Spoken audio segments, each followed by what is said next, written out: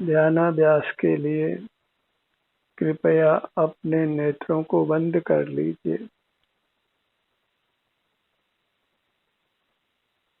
अपना मुख अपनी ओर कीजिए।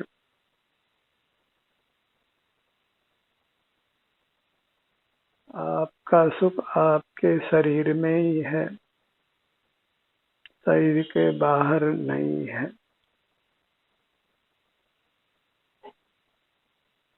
सुख के लिए नेत्र बंद कर अपने शरीर से युक्त रहिए।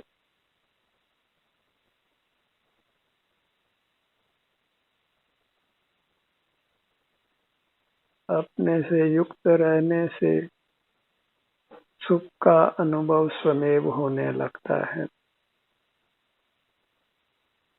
आप स्वमेव स्वस्थ होने लगते हैं।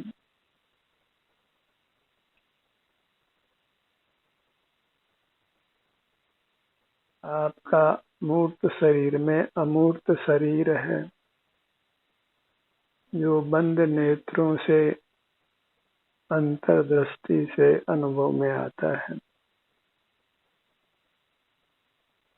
बस नेत्रों को बंद रखकर अंतर्दृष्टि कर अपने सिर से पैरों तक ही बने रहिए।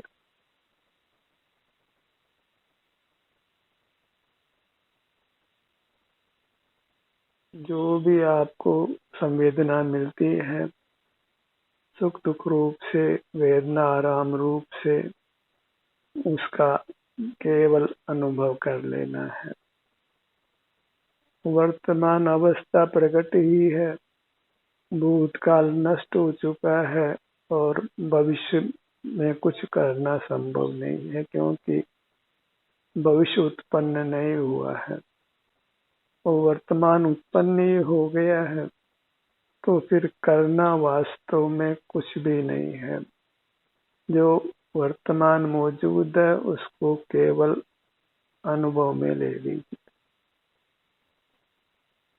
और जीव के पास वास्तव में कोई भार है भी नहीं। वर्तमान क्षण प्रकट होता है, उसमें कुछ भी कर्तृत्व संभव नहीं है। भूतकाल नष्ट हो गया है और भविष्य उत्पन्न नहीं हुआ है। इसलिए सकल कर्ता भाव को छोड़िए। जहाँ कर्तृत्व का भाव छोड़ देते हैं, वहाँ स्वमेव सुख का अनुभव होने लगता है। कर्तृत्व भाव में ही हम अपने से विमुख रहते हैं, आकुल व्याकुल रहते हैं।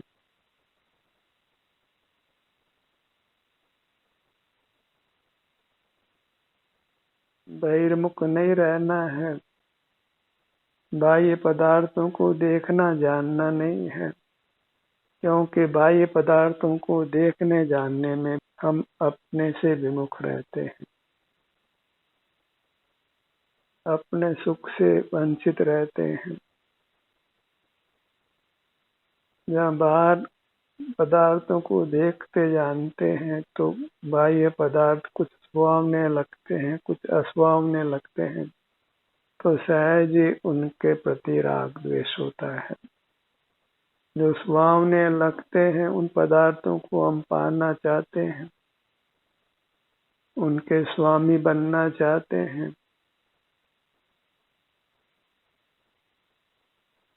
और उन पदार्थों को पाने के लिए फिर हमें श्रम करना पड़ता है।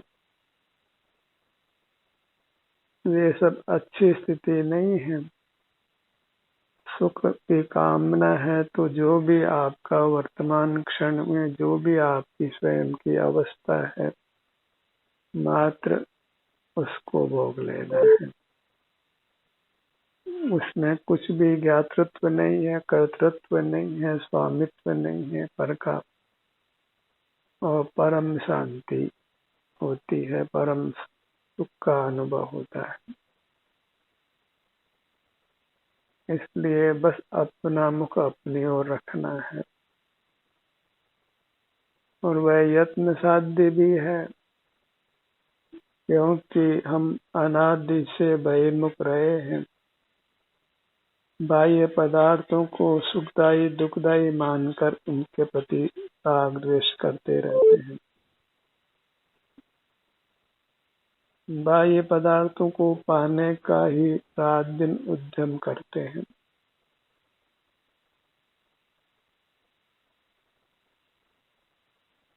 बाह्य पदार्थों से विरक्त होकर अपने में अनुरक्त होना है। और आप तो सदा ही उपलब्ध है, इसलिए फिर कुछ श्रम भी करना नहीं है, कहीं जाना भी नहीं है, लोग के जीवों से व्यवहार भी करना नहीं है।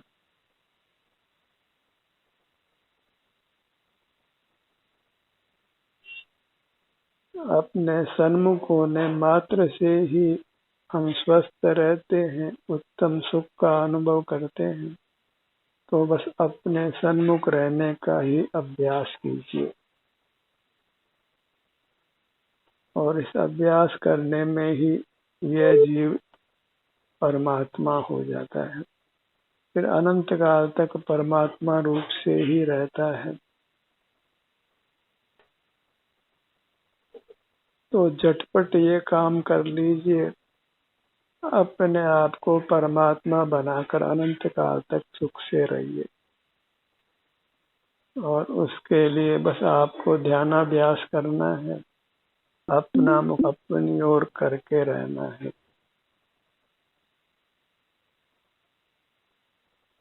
बस अपने रूप का ही एहसास करते रहना है।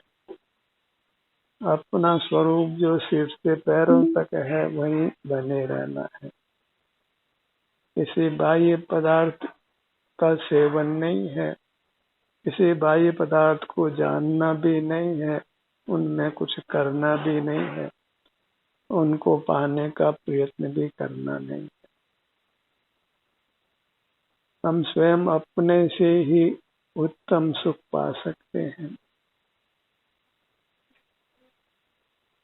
आप जिस भी मुद्रा में हैं उस मुद्रा को अनुभव में लीजिए।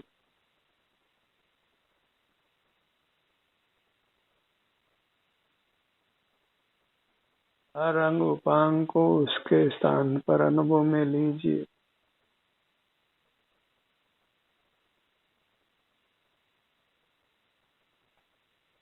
अंतर्दृष्टि करके आप अपने हर भाग को अनुभव में ले सकते हैं,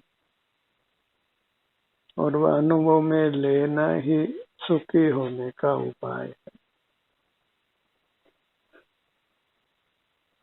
और जब अंतर्मुख होते हैं, अपने सन्मुख रहते हैं, तो शांति का अनुभव तो होता ही है, पर शरीर में यदि कदाचित कर्म का संबंध है तो अप्रिय संवेदना भी है।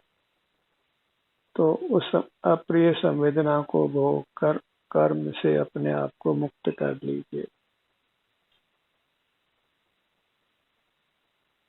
और जब अपने ही सन्मुख रहते हैं तो फिर आपका स्वास्थ्य स्वतः ही उत्तरोत्तर अच्छा होने लगता है।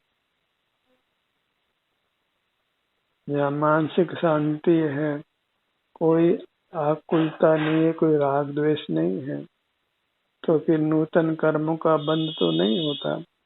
जो पूर्व उपार्जित कर्म है वे भी नष्ट होते हैं, और हमें सुख का ही अनुभव रहता है। अपनी मूर्त हमको अनुभूत है, कोई अनजान वस्तु का सेवन नहीं कराया जा रहा है, केवल अपना ही सेवन करना है, अपना ही अनुभव करना है। और आप तो आपको परिचित है ही, तो वहाँ कुछ भी धोखा नहीं है।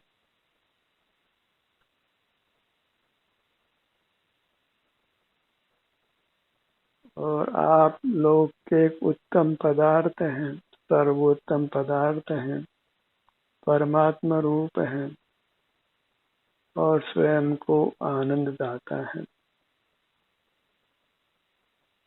बहुमूल्य पदार्थ होने पर भी हमारा कोई लौकिक मूल्य नहीं है कि अपने को पाने के लिए अर्थ खर्च करना पड़े। आप सदा ही स्वयं को उपलब्ध है। अपने को पाने के लिए कोई अर्थ व्यय करने की आवश्यकता नहीं है, धन कमाने की आवश्यकता नहीं है, कहीं जाने की आवश्यकता भी नहीं है। यहाँ अपनी ओर मुख किया तो आप अंश में तो मुक्त हो ही गए, अंश में तो परमात्मा हो ही गए। और जब एक बूंद घड़े में आई तो फिर पुनः एक एक बूंद आते घड़ा भरता ही है। अपने सन्मुख होकर हमको शांति हुई, पुनः सन्मुख हुए फिर शांति हुई। इस प्रकार शांति शांति करके सर्वांग मूर्ति आनंदमय हो जाती है। सर्वांग में शांति होती है और हम कर्मों से अत्यंत मुक्त होने के बाद फिर कभी संसार में लौटकर अवतार नहीं लेते। संसारी जीव ही लोक में अवतार लेते हैं, कोई परमात्मा अवतार नहीं लेता। वह जन्म मरण से अपने आप को मुक्त कर चुका है। और जो बहिर्मुख है, मोही है, रागी द्वेषी है, वे ही अवतार लेते हैं, जन्म लेते हैं। वे ही परोपकार आदि के परिणाम करते हैं। परमात्मा न किसी के उपकार का परिणाम करता है, न किसी के अपकार का परिणाम करता है। वह अपने शांत सुखमय रूप में ही संलग्न रहता है। स्वयं ही आनंद का अनुभव होता है। कर्म का संबंध मिटने पर बहिर्मुखता भी समाप्त हो जाती है और बहिर्मुखता के समाप्त हो जाने के कारण अत्यंत आनंद रूप हमारा प्रकट हो जाता है। बहिर्मुखता हमको निंद करती है, अंतर्मुखता हमको पूज्य करती।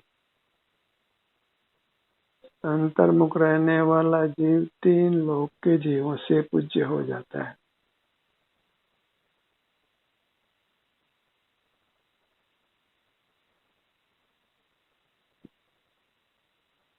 अपने ध्यान को अपने सिर के भाग पर लाइए।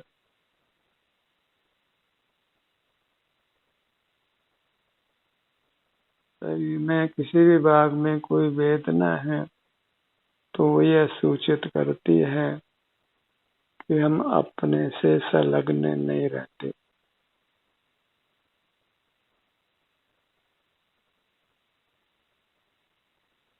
पर से संलग्न रहते हैं मानी भोग में खड़े रहते। बहिर्मुखता ही काम भोग की दशा है, अंतर्मुखता ही योग की दशा है। अंतर्मुख जीव ही वास्तव में योगी है।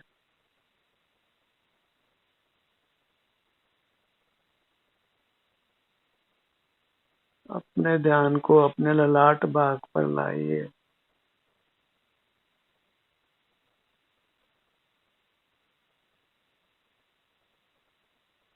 बाहर के कामों से निवृत्ति लीजिए ताकि आप अपना समय अपने शरीर को दे सकें, अपने अमूर्त काया को दे सकें और अपने स्वाभाविक अतीन्द्रिय सुख का पान कर सकें। स्वयं ही स्वयं को उत्तम सुख देता है।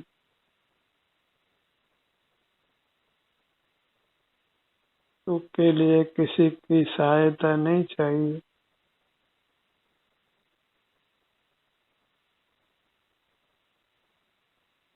अपने ध्यान को अपने दोनों नेत्रों पर रखिए।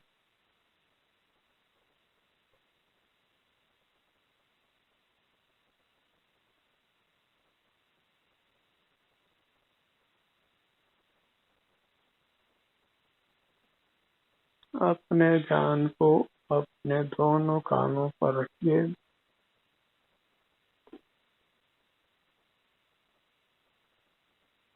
आपकी अंतर्दृष्टि ही आपको सुख देने वाली है। सुख के लिए अन्य किसी को गुण दोष देना ये अच्छा नहीं है, क्योंकि दूसरा न आपको सुख दे सकता है न दुख ही दे सकता है, क्योंकि सुख और दुख दोनों ही हमें अपने भीतर से आते हैं। कर्म का संबंध नहीं हो तो फिर भीतर से दुख आता नहीं है।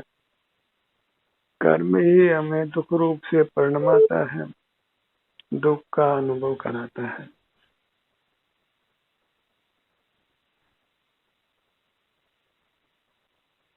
जीव और कर्म की संधि में अपने ध्यान को लाकर कर्म से अपने आप को मुक्त करिए।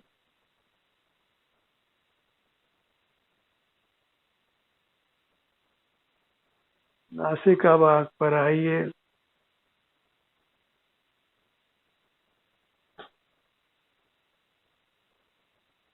अपना मुख अपनी ओर कर लेना, इतना सा मोक्ष मार्ग का पुरुषार्थ है।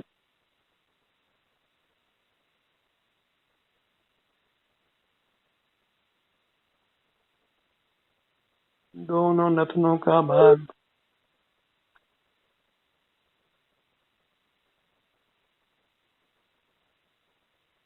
अपने दोनों होठों के भाग पर आइए।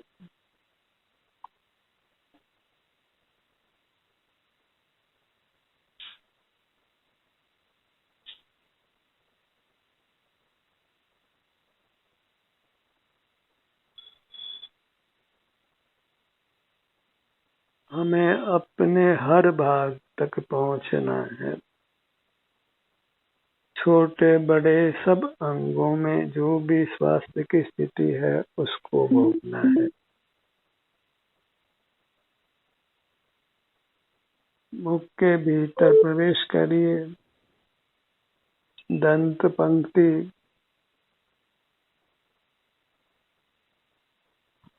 जिह्वा, ऊपर तालु और भीतर कंठ के भाग पर आइए।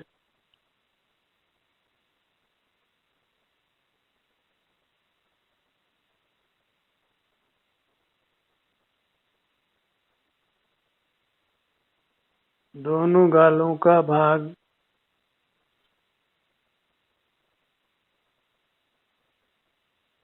पूरा मुखमंडल,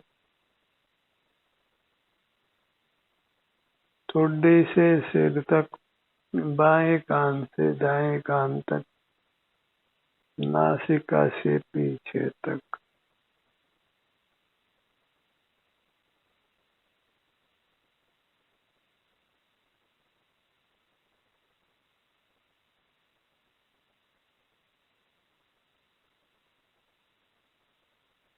दुखी जीव को उसकी अपनी अंतर्मुखता ही सुखी करती है।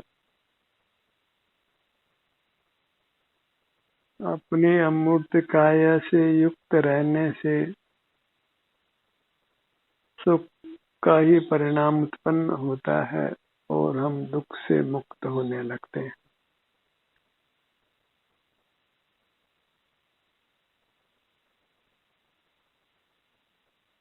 अपने ध्यान को अपने धड़ भाग पर लाइए। सीने का भाग,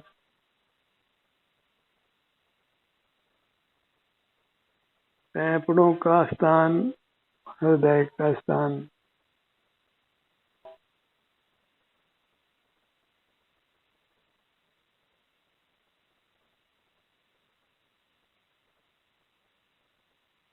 पीठ के भाग पर आइए।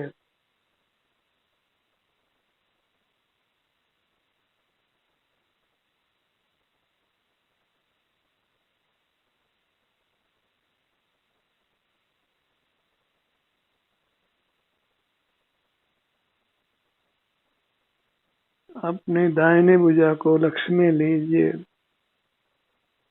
अंगुलियों के अग्रभाग से कंधे तक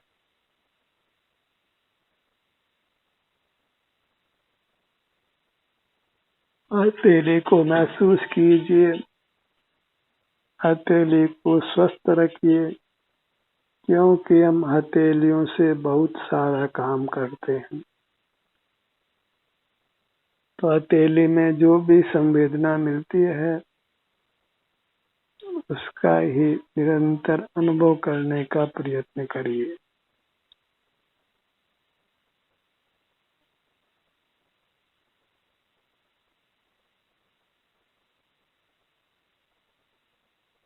बाईं भुजा पर आइए। अंगुलियों के अग्रभाग से कंधे तक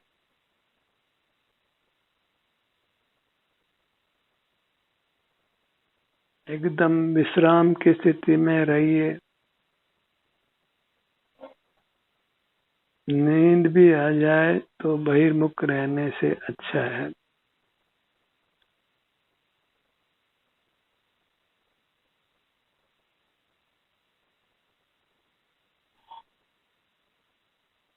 दाहिनी भुजा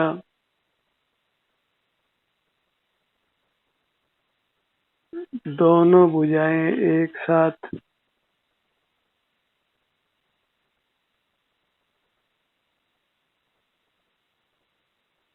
दाहिना पैर,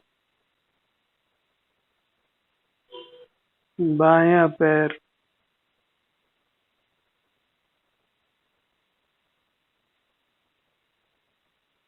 नाभि का स्थान, पीठ का स्थान, सीने का भाग,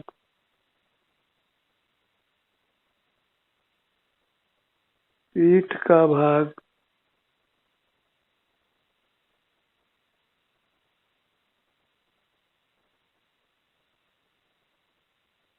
अपने ध्यान को अपने चरण कमलों पर लाइए।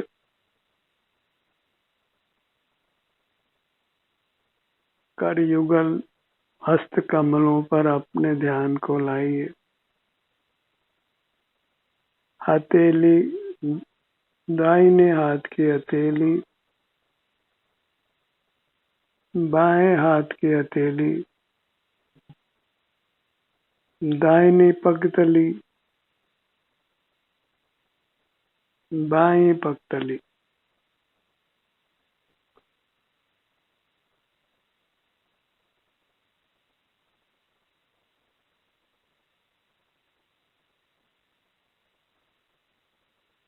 दोनों पैर एक साथ, दोनों भुजाएं एक साथ, दोनों नेत्र एक साथ, दोनों कंधे एक साथ।